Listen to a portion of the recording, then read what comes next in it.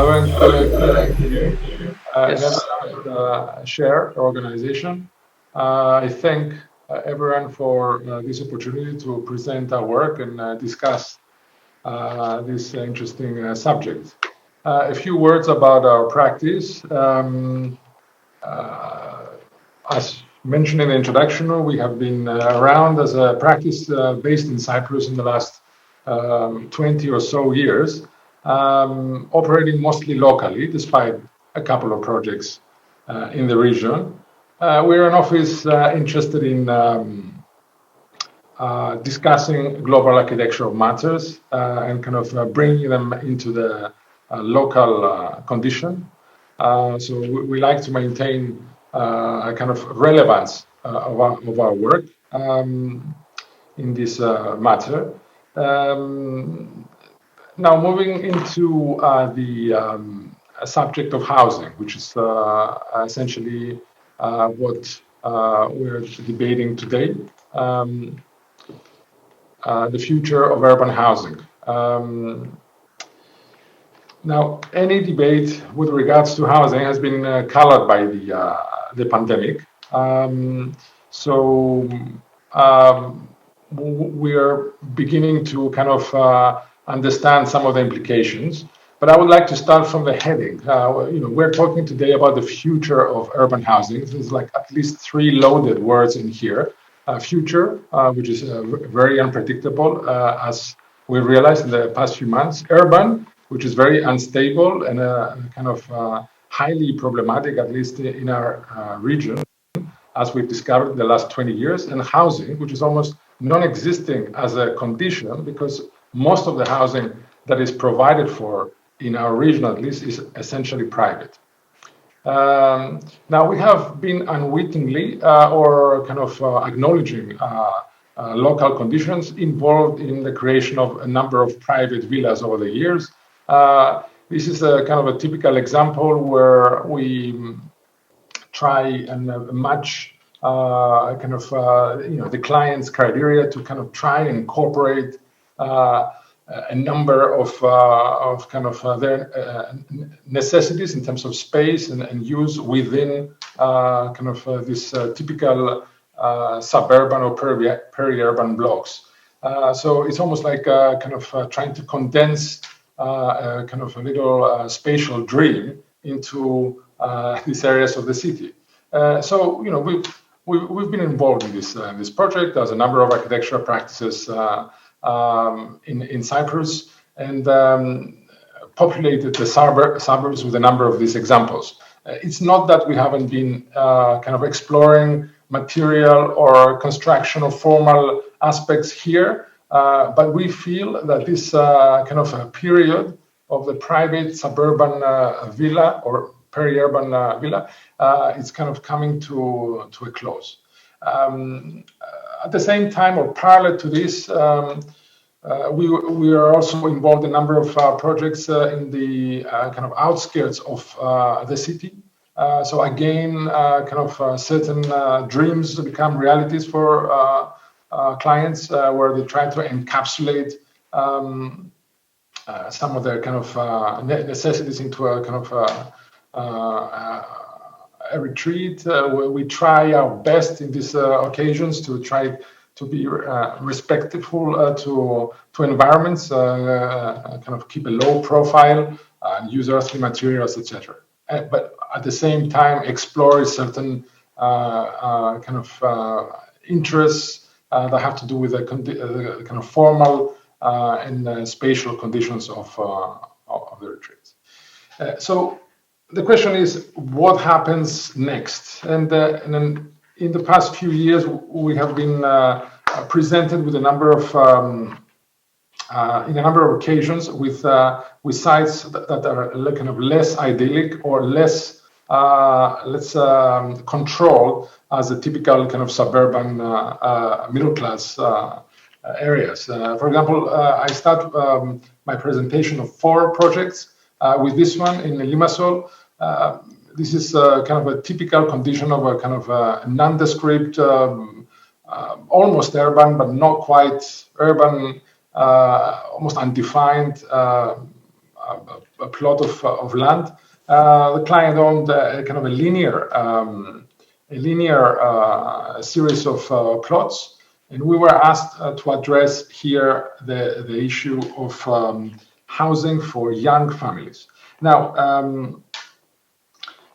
I'll take a break here and say that, beyond the house that tries to do everything, the private domain that tries to do everything, and I understand that most of the debate nowadays it's about the home that becomes an office. So this kind of duality is there.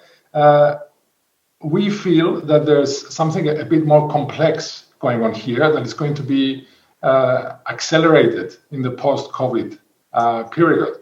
And I think this has to do with the kind of a transiency of contemporary life. It has to do with the phenomenon of accelerating changes within a lifetime of a person. And there's a number of parameters at play here. We have an expected extendency of life, which is has been growing over the last decades. We have continuous reevaluation of our professional status. So we have people going back to school, changing careers midlife. And we have also, we're observing phenomena of people working from a distance, by kind of changing locales or changing conditions in their lifetime. So we're seeing, I think, the beginning of the rise of the highly specific home. So the home is no longer kind of under this mantra, like the home is a homely environment where your mom lives or your family lives, but the home is directly related to the condition that you're at. So if you're a student, your home is a student residence. If you're a single professional, it's an apartment building with a number of activities built into it. If you're a young parent, it's something else. And then as we move in life, these highly specific living environments become our home. And this project, I think, begins life as one of these environments.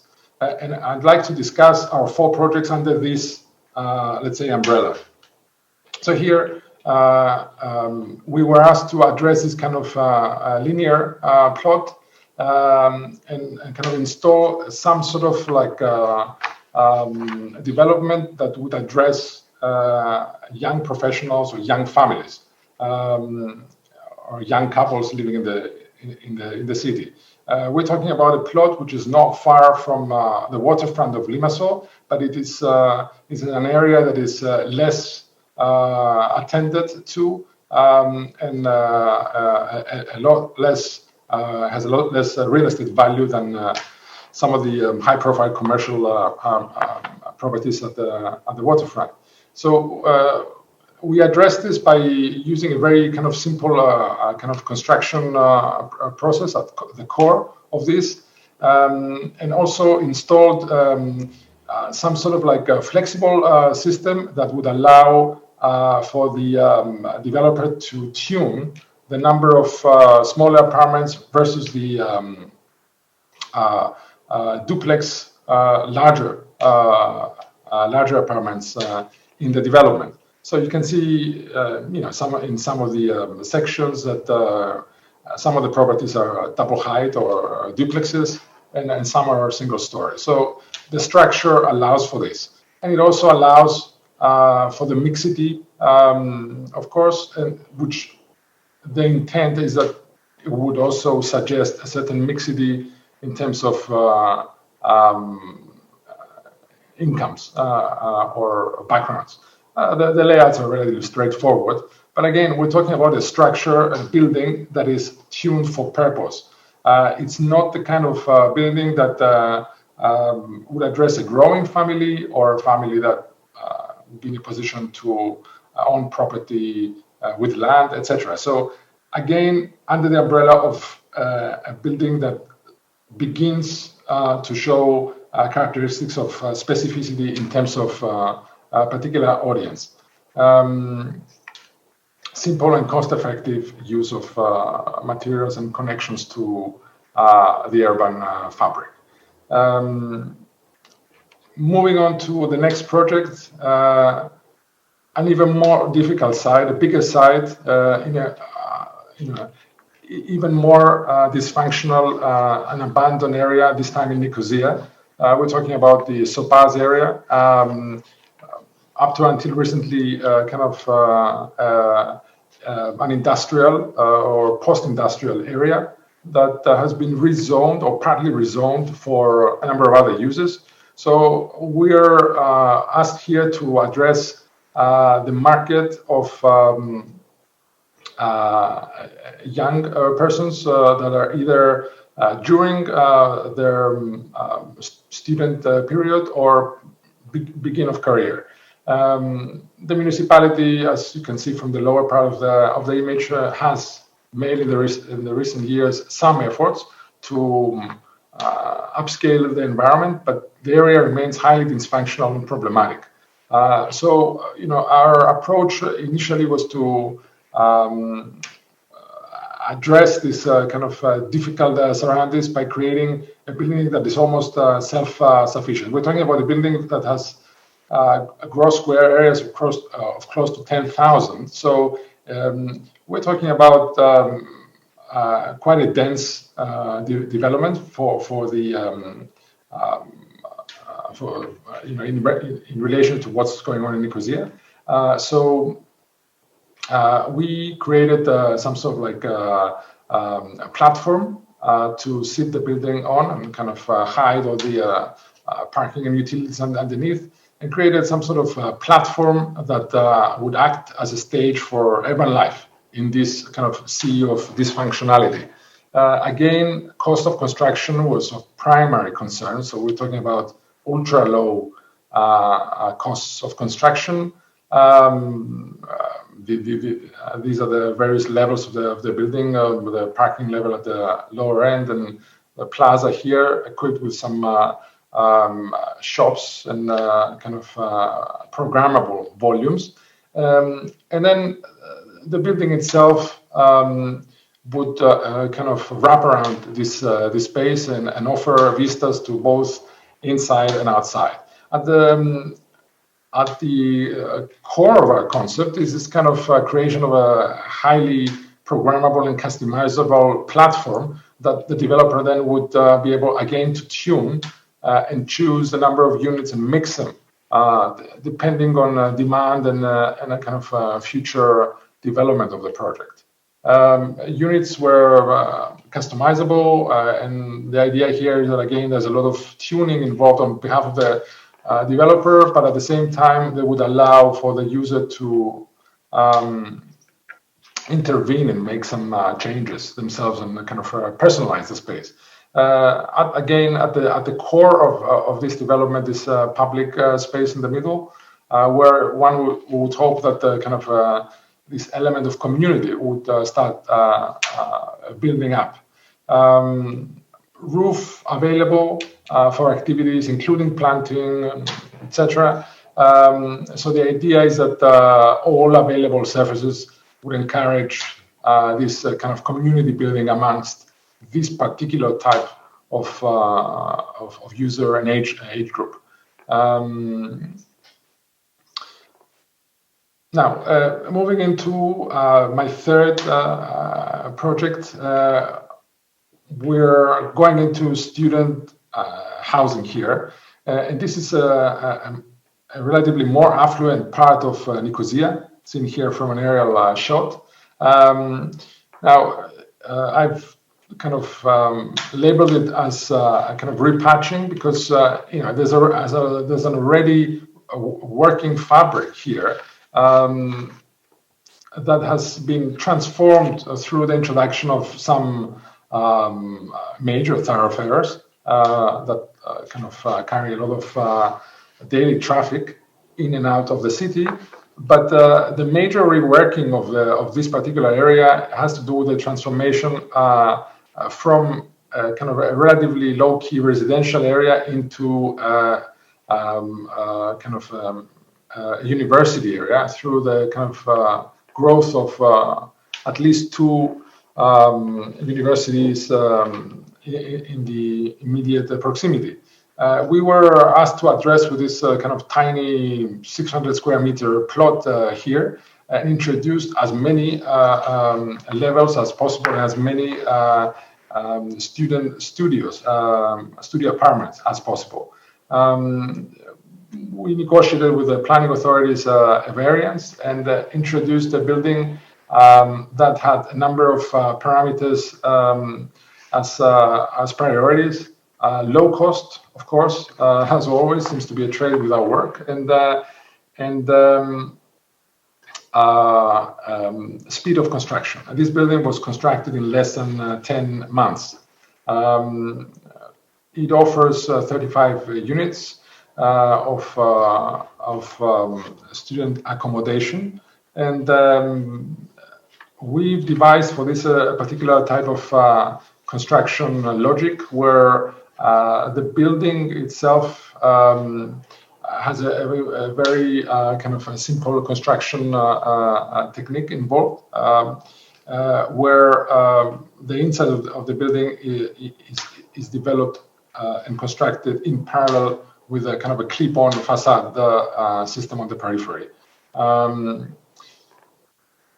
The units inside are kind of little apartments, about 35 square meters each, and they offer comfortable living environments for the students. The target is the kind of mature student that is kind of more affluent and relatively kind of in a position to pay kind of higher rents than kind of the undergrads. And in relation to that, all modern conveniences are offered in these studios. Now, at the same time, we also kind of carried on certain kind of formal investigations in this, despite not having much of an opportunity to kind of investigate the kind of material aspect. But we have used a kind of a transparent material that offers certain translucencies and the variance and kind of explores the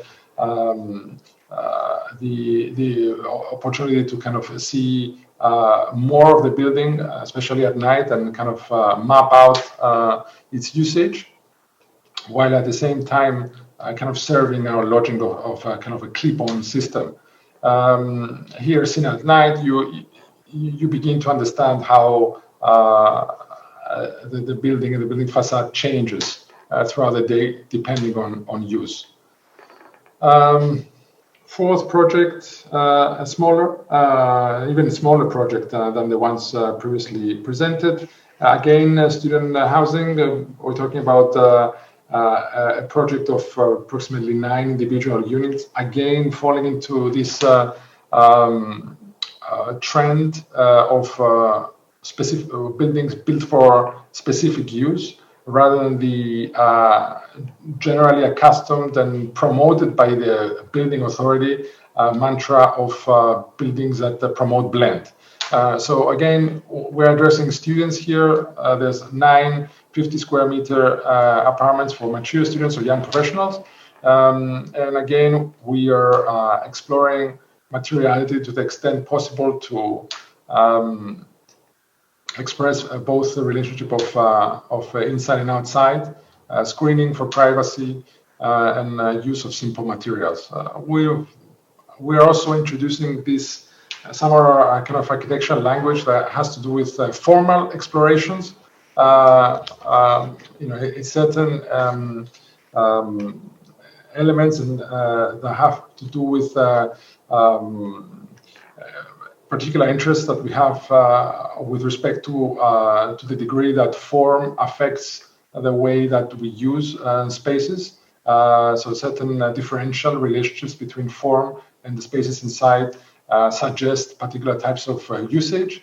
And this is something that we use primarily in our more complex commercial buildings, but it also trickles down into this smaller or lower cost buildings. This building is also introducing one element. Similar element was also present in the previous project, but I failed to discuss that. despite only having 9 small apartments, we've tried to introduce some sort of atrium kind of condition here that would allow users to either explore kind of a semi-private reference point that is kind of has outdoor qualities, but at the same time, in certain occasions, can be used for particular types of functions that bring these kind of 9 occupants or 9 groups of occupants together into a moment of singularity in terms of use and that kind of to promote identity. And then with this, I conclude my presentation of current work and kind of investigations of the idea of housing as is developing locally now. Thank you. Well, thank you, Michael, for a very thorough presentation. And we've seen some really interesting housing projects. Let me ask you a couple of questions, if I may so. Cyprus, traditionally, most of residential buildings would be private housing, would consist of private houses. Now, I see I see myself, and I see also from projects that have been presented by the local architects, that we're moving into a more collective housing units. And so what's your explanation for that, and what's your well, this is what I was debating earlier, that we've spent a number of years, we were given the opportunity and the mandate to develop houses that try to kind of condense as many of these conditions and environments into the singular private villa, where this is a house that you build your family in, you kind of entertain guests, you have kind of luxurious moments, it's a work from home environment and so forth. I think we're beginning to see in Cyprus and elsewhere the development of this idea of collective housing based on or under the umbrella of this kind of transiency condition.